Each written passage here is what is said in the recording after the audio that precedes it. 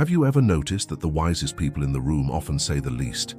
Not because they have nothing to offer, but because they understand something most don't.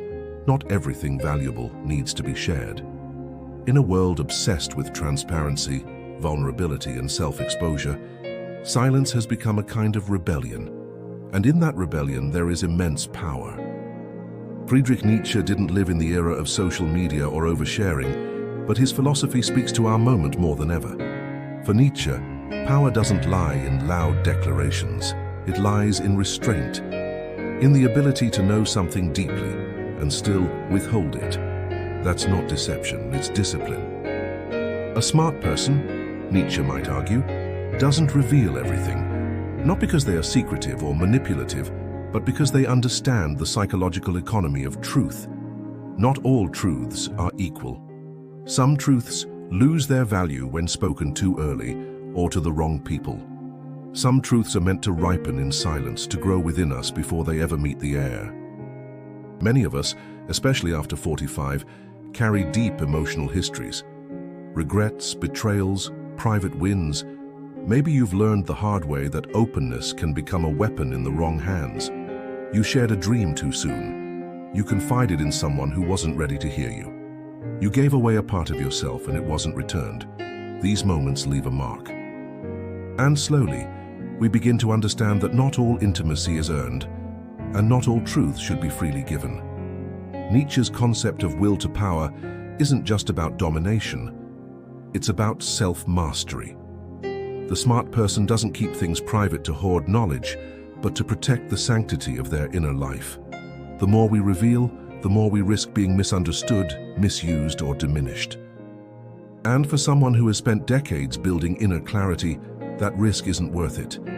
There's also something to be said about dignity, the kind that comes from bearing life without needing constant validation. Think about it. The people who impress us most aren't usually the loudest. They're the ones who carry their pain with grace, who let their actions speak, who maintain their privacy not out of fear but out of strength. And this is where we begin, with the idea that true intelligence is often quiet. It doesn't crave the spotlight. It doesn't seek applause. It understands that some parts of us are too sacred for public consumption. And in that silence, there is wisdom. There is power. There is peace.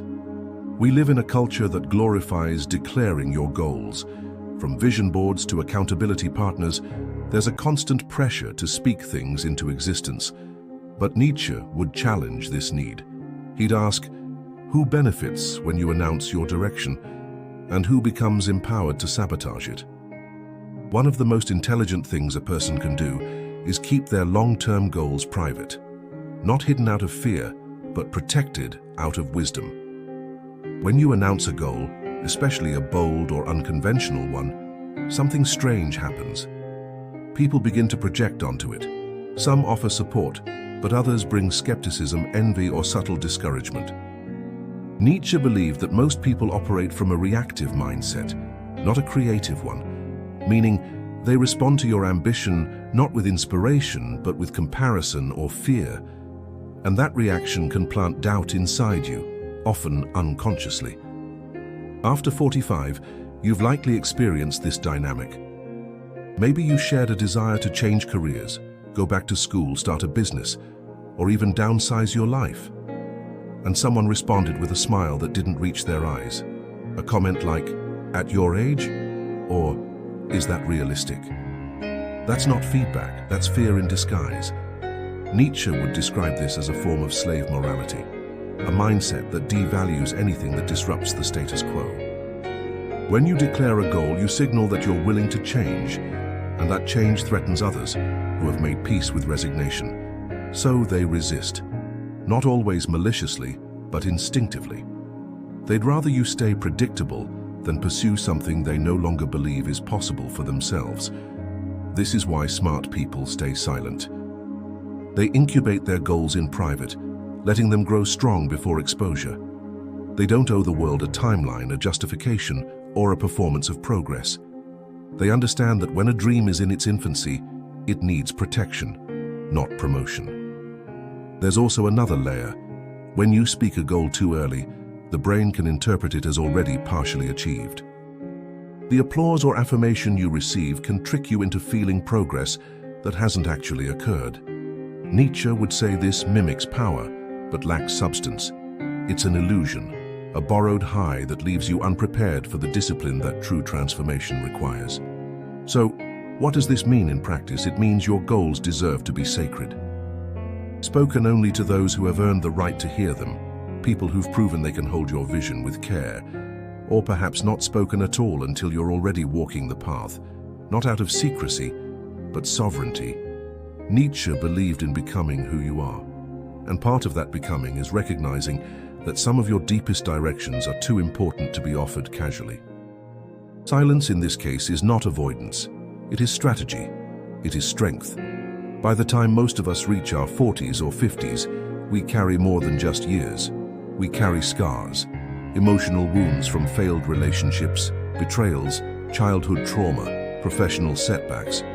And yet some of the most psychologically resilient people you'll ever meet speak very little about their suffering. Not because they haven't suffered, but because they've chosen to heal in private. Nietzsche believed that to overcome suffering, we must integrate it, not broadcast it. He wrote, "What does not kill me makes me stronger, not to glorify pain, but to point to transformation. But transformation requires internal work, not public sympathy." And herein lies a modern misunderstanding, the belief that sharing our pain widely is the same as processing it. It isn't. To be clear, there's nothing wrong with confiding in trusted people. In fact, it's necessary. But the key word is trusted. A smart person knows not everyone deserves access to their emotional wounds. Because once your pain becomes a topic for casual conversation, you risk turning healing into performance and your suffering into spectacle. When you open up to the wrong people, they may offer pity, judgment, or worse, use your vulnerability against you later. Nietzsche saw this as a corruption of power dynamics. Sharing wounds in unsafe spaces turns you into an object, someone to be pitied, fixed, or dismissed. And when others define your pain, they start to define you. In our emotionally open culture, there's growing pressure to share, especially online. To post, to confess, to own your story. And while there is beauty in shared humanity, Nietzsche would caution against losing one's inner hierarchy, the sacred order of what stays within and what goes out. When everything is externalized, nothing feels personal anymore, and that erodes the inner strength required to actually process pain. Think about someone you respect, someone who's endured difficulty but carries themselves with quiet dignity. What makes them powerful is not that they hide their pain, but that they carry it responsibly. Their strength comes from their integration of pain, not its display. This is Nietzsche's idea of self-overcoming, to take what was once a wound and turn it into will, into wisdom, into weight you can carry without bitterness. When you've lived long enough, you realize that being seen is not always safe, that not everyone has the emotional maturity to witness your pain with compassion. That some people, even those close to you, might misuse your vulnerability, not out of cruelty, but out of their own unprocessed wounds. And this is where discernment becomes essential. To keep your emotional wounds private is not to deny them. It is to own them, to become the steward of your own healing journey, not its public spokesperson. And that, Nietzsche would say, is true power, the ability to carry your suffering with meaning, without needing the world to validate it. Every family has its fractures, unspoken resentments, generational misunderstandings, unresolved histories. As we age, these dynamics tend to come into sharper focus. The illusion of the perfect family fades, and what's left is the emotional reality, complicated, often painful, sometimes unchangeable. Yet here's what the smart person understands. Maturity means knowing which stories are yours to tell, and which are better held in silence. Nietzsche believed in the cultivation of the individual above inherited roles. He argued that we must break free from the expectations that bind us, including those born from blood. But this breaking free doesn't always need to be loud. In fact, one of the highest forms of psychological sophistication is knowing how to disengage from toxic family dynamics without dramatizing them. Many people, especially in midlife, feel the urge to finally speak the truth, to expose dysfunction, confront the past, or rally support for their version of events. But Nietzsche might warn, be careful. Because when you make your family conflicts public, even just within your social circle, you dilute your own power. You start outsourcing your pain to gain understanding, when what you truly need is personal resolution. There's a difference between healing and venting. Venting seeks release, healing seeks clarity. And clarity is rarely found in the noise of public validation. Instead, it lives in the quiet decisions, the boundary not explained, the distance not dramatized, the silence that signals self-respect. In Nietzsche's framework, this is an act of self-overcoming, not in denying the pain your family may have caused, but in refusing to let it define your narrative. When you speak too often of your family wounds, especially to those outside the system, you risk anchoring yourself to them, emotionally and energetically. You relive the same stories, reinforce the same roles. And worst of all, you teach others how to see you through the lens of that pain. A smart person knows that some truths only need to be known by one person, themselves. This doesn't mean isolation. It means discernment. There may be times to speak, perhaps with a therapist, a deeply trusted friend, or in the privacy of journaling. But sharing family conflicts widely, even subtly, often leads to more confusion than clarity. People outside your family system cannot fully understand its dynamics, and their input, however well-meaning, may pull you further from your own emotional compass. There's also something deeply dignified about keeping certain conflicts private, not to protect others, but to protect your own peace. To say, I don't need to expose this to heal from it. I don't need others to validate my experience for it to be real. That's strength. That's self-sovereignty. That's what Nietzsche meant by becoming your own authority. Some stories, especially those rooted in family, lose their power when constantly retold. But when held quietly, not repressed but respected, they can become fuel. Not for revenge, not for righteousness, but for reinvention. Money. Few topics trigger as much silent tension, especially among adults past midlife. Whether we have too much, too little, or just enough, our financial status is often loaded with meaning: success, failure, security, shame, or pride. And yet, one of the smartest things you can do, regardless of your financial reality, is keep it private. Nietzsche wouldn't have written directly about personal finance, but his philosophy around will to power and social masks offers deep insight here. He understood that most people navigate life through appearances, constantly comparing, judging, and adjusting based on perceived status. And nothing feeds that dynamic more than money. When others know exactly where you stand financially, how much you earn, what you own, what you spend, they begin to interact with you differently. Sometimes it's subtle, a shift in tone, a question with a hidden motive, a request for help. Sometimes it's overt. Jealousy, manipulation, exploitation, none of it leads to greater freedom. A smart person maintains ambiguity around their finances, not to deceive others, but to protect their autonomy. Because once people think they know what you have, they feel entitled to suggest what you should do with it. You may have experienced this, sharing a promotion only to be met with subtle envy, or mentioning a period of financial strain and noticing how people begin to treat you as less capable. That's the double bind of financial disclosure. People don't just hear numbers, they assign meaning to them, and those meanings often say more about their own insecurities than about your truth. Nietzsche warned against living for the approval of the herd. Financial transparency, especially when unsolicited, often plays into that trap. It invites judgment, comparison, and projection. Worse, it can shift the emotional dynamic of relationships. People who once saw you as equal may now see you as a resource or as competition. Either way, something essential is lost: neutrality. There's also a cultural piece to this. In the US, wealth is both admired and resented.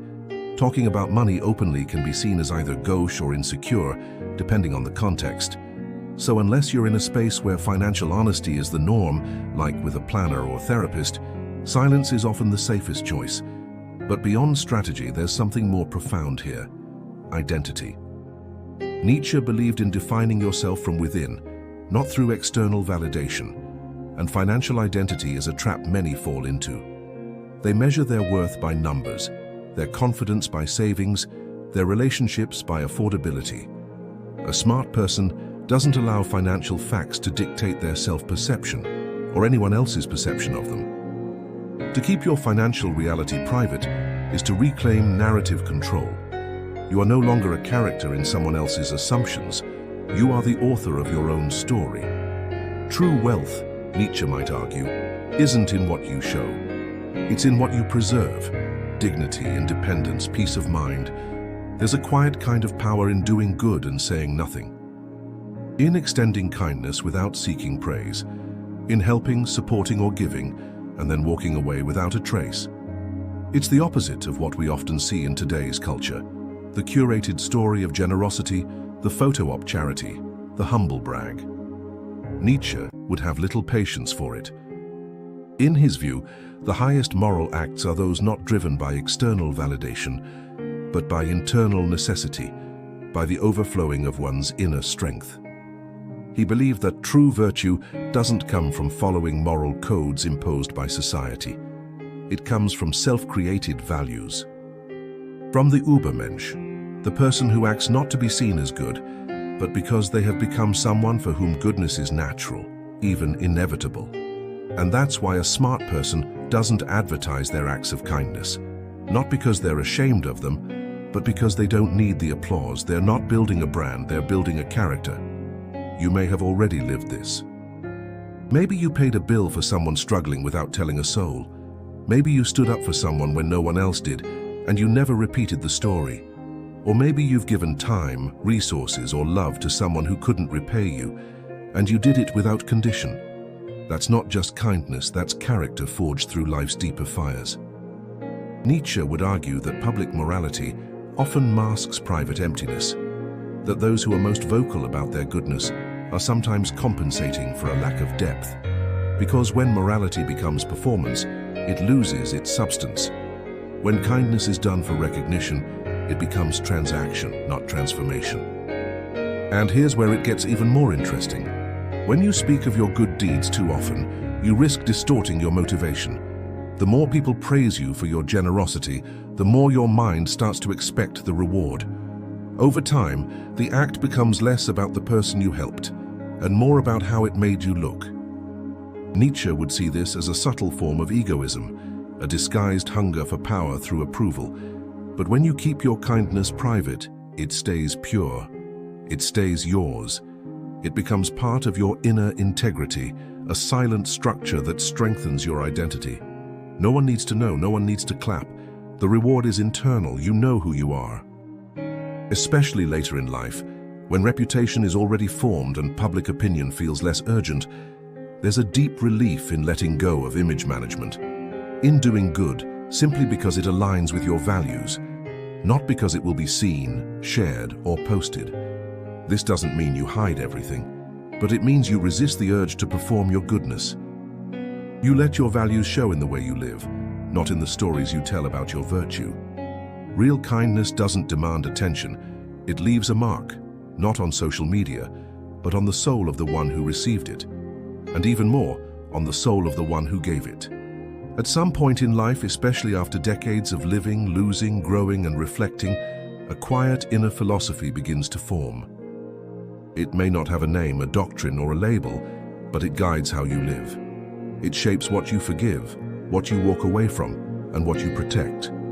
And perhaps the smartest, most private thing a person can do is keep that philosophy to themselves. Nietzsche believed that every individual, if they are courageous enough, must eventually create their own values. To rise above inherited beliefs, social, religious, cultural, and ask, what do I truly believe now that I have lived this life? This process is painful. It involves shedding, letting go of who you were supposed to be, breaking with old narratives, sometimes even breaking with family or community. But what emerges from that collapse is something rare: self-authorship. An internal compass that is not borrowed but earned.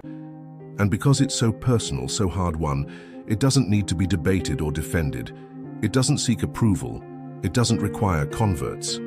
It simply is. And that's why smart people rarely preach what they believe. Not because they're unsure, sir, but because they're anchored. They've outgrown the need to explain themselves. Their inner world is not a debate stage. It's a sanctuary. Nietzsche respected this kind of independence above all. The strength to stand alone. The dignity to evolve without spectacle. In a world that constantly pressures us to take a side, to state our views on everything, politics, religion, relationships, silence becomes an act of sovereignty. Maybe you've noticed this in yourself. You no longer feel the urge to argue. You're less reactive, less interested in convincing others. Not because you don't care, but because you understand that most people don't truly want to understand. They want confirmation, not challenge, agreement, not depth. And you?